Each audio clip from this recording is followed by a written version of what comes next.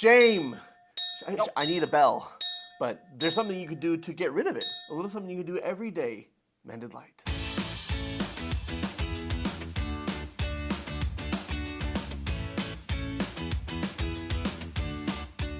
What if the voice in your head is shaping your entire life more than you realize? The way you talk to yourself, when you perceive that you failed, when you feel insecure, when you feel like you've made a mistake, when you feel overwhelmed. Because for many people, their inner world sounds more like an enemy than a safe place. And over time, that constant criticism creates exhaustion, anxiety, shame, and emotional disconnection. But what if self-compassion is not just a feeling? What if it is actually a skill that you can practice? Today we're talking about how to practice self-compassion in everyday life and why learning this skill can completely change the way you experience yourself and the world. Because here's the thing, friends, gentle listeners. We don't see the world as it is. We see the world as we are. And if our inner voice is kind and curious, we see the world that way. And if our inner voice is harsh, critical, or demeaning, we also see the world tinted by those beliefs. Now, when people hear the phrase self-compassion, many assume it means letting yourself off the hook, avoiding accountability, becoming passive, or pretending that painful things are okay. But real self-compassion is something much deeper. According to Kristen Neff, self-compassion has 3 core components. I love the way Kristen explains this in her book, aptly titled Self-Compassion. She says that the 3 core components are mindfulness, self-kindness, and common humanity. Mindfulness means becoming aware of what is happening inside of you in the present moment. Self-kindness means responding to yourself with care instead of cruelty. And common humanity means recognizing you are not alone in your struggles. This is part of being human. And honestly, most of us were never taught how to do those 3 things. Good thing pop culture is here to teach us. Woohoo! Oh, I guess that still works. Superclip to the rescue. I have a clip from the television show Shrinking, which I've been covering for our channel here. Yay. So in this clip, Jason Segel plays a therapist named Jimmy, whose client Sean is a vet, a war veteran. Okay. And he's a celebrated hero, Yeah. but he hates himself for what he did overseas. Yeah. Right? How people perceive him versus how he perceives himself. Which is a very real struggle. Which is a very real struggle, and he doesn't feel like opening up to his sunny, optimistic therapist. So Harrison Ford plays the clinical supervisor over the entire clinic. He's the old, gruff, seasoned therapist who's been doing this for 50 years. And he comes in to offer some helpful advice. I want you to pay attention to how Paul, Harrison Ford's character, teaches Sean mindfulness, self-kindness, and to see their common humanity. I worked with a lot of vets, and these aren't party favors. What did you do to get these? He's not gonna answer. If you do answer, it's gonna piss him off. Some went down and I helped a couple buddies out. Come on, man. My dad brought those to me. And I don't even want them. Why don't you want them? Don't you think you deserve these?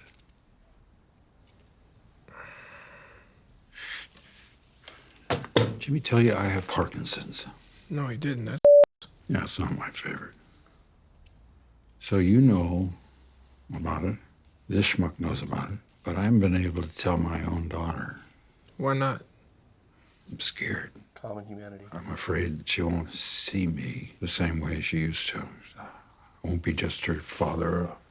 I'll be this sad old man that needs to be taken care of. And I know it's I'm stuck. Everybody thinks I was some kind of hero over there. I was a completely different person. I was kicking in doors, dragging people into the street, and I was pointing guns at kids. For what? For nothing. Who does that? A scared plus 21-year-old kid. That's who. Self-kindness. You're a good person. People love you. And they're gonna love you regardless of what happened over there. I still hate myself every time I think about it. I don't love me. So what am I supposed to do? The work. We gotta overcome this emotional inertia. this guy. Oh, thank you. Thanks so much, Paul.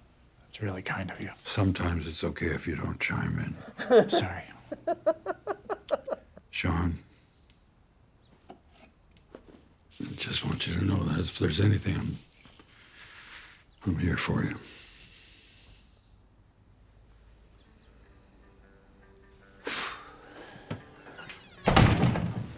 Hey man, he's way better than you at this kind of stuff. Yeah, no.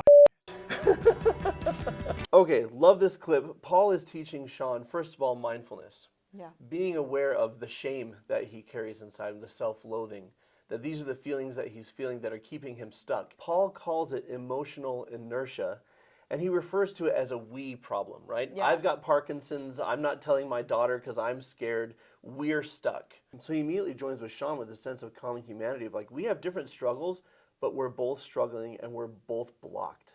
Yeah. And then this self-kindness. Which is such a powerful example of humanness in action, right? Right. And that connection in action. And our humanness doesn't separate us, it actually connects us. And the self-kindness is you're a good person and people are going to love you no matter what happened over there. Mm-hmm. To which Sean responds essentially, but I hate myself. Yeah. And Paul's like, see, there's where the work needs to happen, treating yourself with self-compassion. Which is why Sean says to Jimmy, he's way better than you at this type of stuff. Because Paul is effectively teaching by example and through connection, not just by sharing the words, but through this actual human moment, what self-compassion looks like. And he acknowledges, I need to give it to myself, Sean. It's not just I'm the therapist and you're the patient and I'm Right. bestowing wisdom upon you. I need to get unstuck by giving myself these things. Well, and there are universal laws that if we live by them, it creates a peaceful, joyful life for us. And they're the principles that go along with those universal laws. And so something that we talk about a lot here at Mended Light is your innate worth. Yeah. And that's what I would say is a universal law, right? And the principles that go along with that are self-compassion. And here's the thing, we all have dissonance in our life and in our experiences where logically we know one thing and we feel another, right? And the way Paul describes that with emotional inertia. So like we all experience emotions all the time, but the vulnerability and the intensity behind the emotions when we're experiencing dissonance and when we don't know what to do with that dissonance, we can get lost there. Right. And that is where we pull out the skill or the tool of self-compassion, right? So we can lean into the mindfulness, so we can lean into the self-kindness, so we can dial down that emotional inertia a few notches to feel it, to integrate it, to move through it and not stay stuck in it. And the biggest key to escaping that stuckness is first of all being aware of what's even going on. So let's talk about mindfulness and escape here. One of the biggest obstacles to self-compassion is unwillingness to be present. Because being present means feeling things. It means sitting with discomfort, with insecurity, fear, sadness, embarrassment, and grief. And many of us unconsciously learned coping strategies to escape those feelings. Some people distract themselves with things that make them feel good, like entertainment, food, alcohol, or mind-altering substances, to name a few.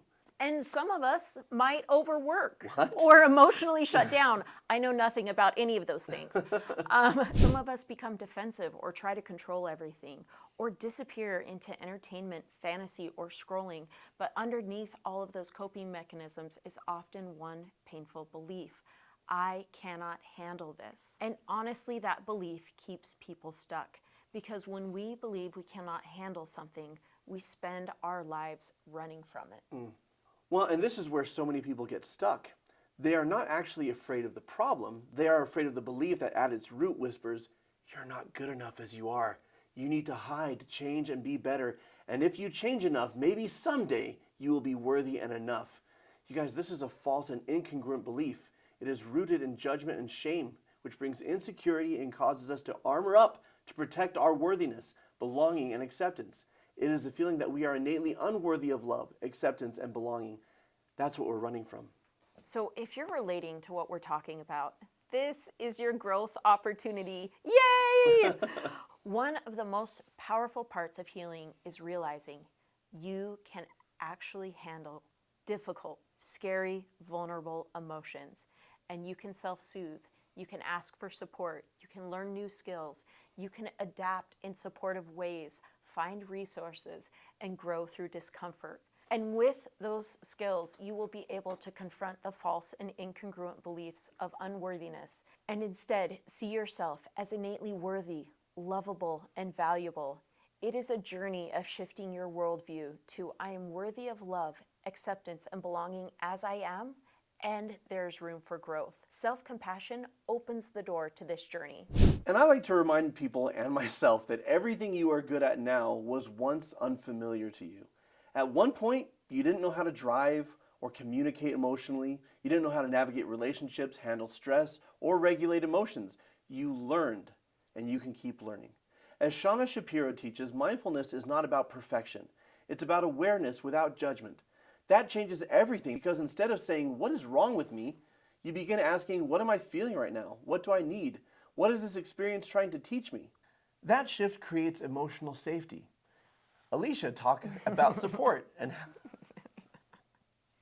Good job. Good Alicia, job. talk about support. Okay, so guys, all of that, entirely true. And we asked a lot of questions just now. One of my favorite questions to ask, and if you've watched the channel for any period of time, you know this. And I have this conversation over and over again in my daily life. Instead of asking yourself, what is right? What is wrong? What is good? What is bad? You see yourself with compassion, and then you ask yourself the question, what support do I need right now? Or what is the most supportive thing for me to do? That question is so helpful in shifting us from judgment to self-compassion. Yeah.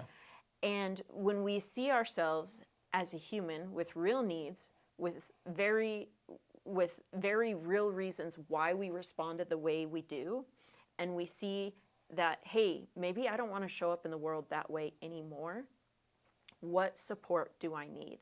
And that helps us shift from sometimes the emotional battlefield that happens inside our own brain and inside our own nervous system because we are interacting with ourselves from a place of criticism and judgment or even self-hatred like we saw in that clip, Yeah. right?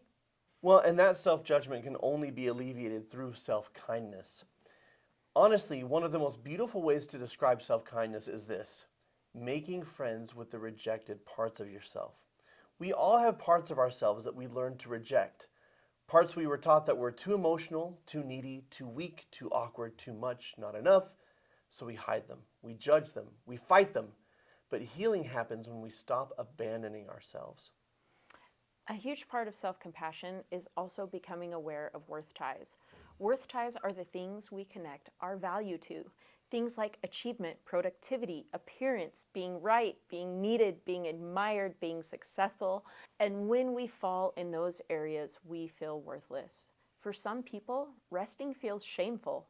For others, asking for help feels shameful. For others, not being exceptional feels shameful. But your worth is not performance-based. It is inherent. And as long as we are showing up in our worth ties, trying to earn our worth and our acceptance and belonging, we are not going to embody our innate worth. We are going to continue to try and earn it.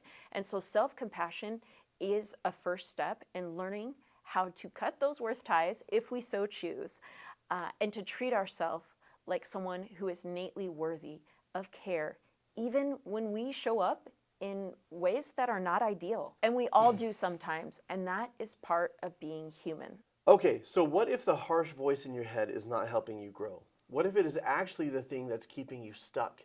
Here is the science of self-compassion. I love science. This part is really important. Research shows that harsh self-criticism actually activates the brain's threat system. Flight, fight, freeze. When you constantly shame yourself, your nervous system stays emotionally overwhelmed. But self-compassion activates the calming and caregiving systems of the brain. It helps create emotional safety. And people grow best in environments where they feel safe, including internally. This is why changing and personal growth from self-love is easier than changing and personal growth from self-hatred. Because when you believe, I am worthless, and someday if I change enough, I'll be good enough, growth feels hopeless and you are hustling for your worth.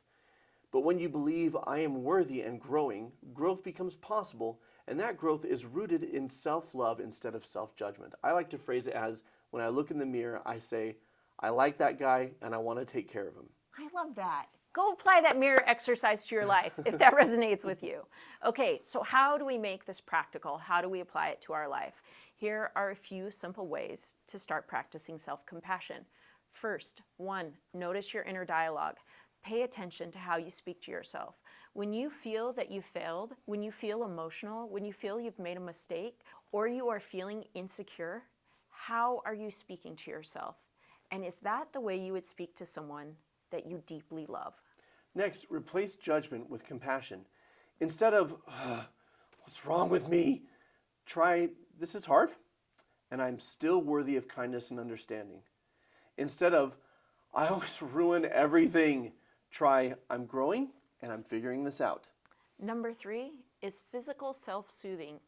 Try putting your hand over your heart, hugging yourself, gently rocking, deep breathing, using a weighted blanket.